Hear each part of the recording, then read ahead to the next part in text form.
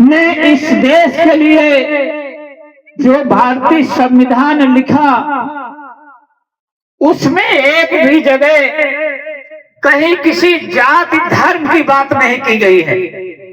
उसमें केवल दबे कुचले, शोषित, पीड़ित, वंचित तो के बराबरी की बात है, समानता की बात की गई है।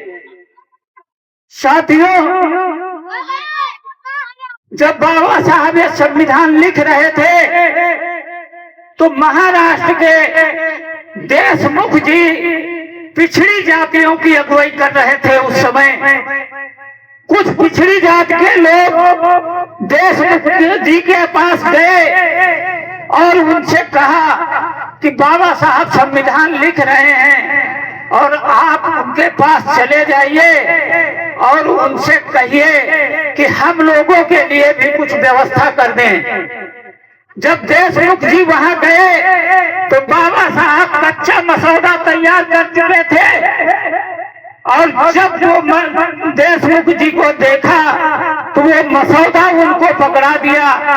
देशमुख जी ने जब वो पढ़ा तो उनकी आंखों में आंसू आ गए, वो रोने लगे। तो बाबा साहब ने जब उनकी तरफ देखा तो उन्होंने कहा, क्या हमसे कोई गलती हो गई है?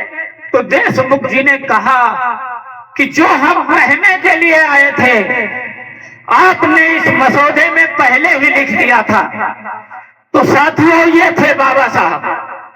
उनके ज्ञान के विषय में पूरे विश्व में दूसरा व्यक्ति नहीं पैदा हुआ तक, और संभावना नहीं है कि कोई पैदा होगा।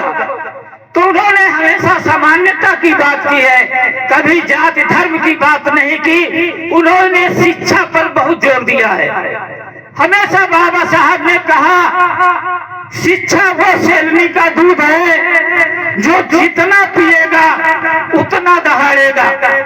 तो साथियों, आप लोगों से ये जरूर अनुरोध है कि अपने घर के बच्चों को शिक्षित जरूर करें, शिक्षित करें। कपड़ा कम पहने, खाना कम खाएं, लेकिन बच्चों को जरूर पढ़ाएं। इसी के साथ मैं कार्यक्रम आयोजक कमेटी को, यहाँ उपस्थित सभी सम्मानित साथियों को बाबा साहब के जन्मदिन की बहुत बहुत बधाई देता हूँ, शुभकामनाएं देता हूँ। अपनी बात यहीं से समाप्त करता हूँ। जय हिंद, जय भीम।